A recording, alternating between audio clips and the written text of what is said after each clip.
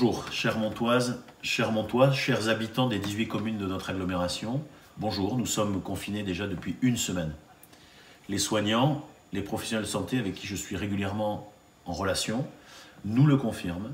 Nous devons impérativement respecter les gestes barrières. Nous devons absolument limiter nos déplacements au strict minimum vital. C'est la seule solution pour sortir ensemble de cette crise exceptionnelle. Je veux ici témoigner. Je veux saluer la mobilisation des agents de notre collectivité. Ils sont là pour faire face à cette crise sanitaire. Ils sont là pour assurer le maintien d'un service minimum au bénéfice des 18 communes et des habitants de ces communes-là. Partout dans nos communes, les solidarités s'organisent autour des élus et de mes collègues maires. Et depuis le 16 mars, nous nous concentrons sur nos missions essentielles. Nous avons mis en place de très nombreuses actions, et notamment en matière de garde d'enfants. Nous avons mis en place un service de garde pour les soignants, donc de garde d'enfants pour les soignants. Nous contactons un par un les aînés, les personnes seules, via nos centres communaux d'action sociale ou le centre intercommunal d'action sociale. Nous avons renforcé les mesures de protection dans nos 3 maisons de retraite, dans la maison d'accueil spécialisée, notamment en suspendant toutes les visites. Nous prenons contact aussi un par un avec les commerçants, les commerces de proximité, pour faire le point avec eux et tenter d'apporter des réponses à leurs questions. J'ai demandé de suspendre les taxes locales qui leur étaient prélevées. Nous avons accéléré le règlement des factures pour les fournisseurs.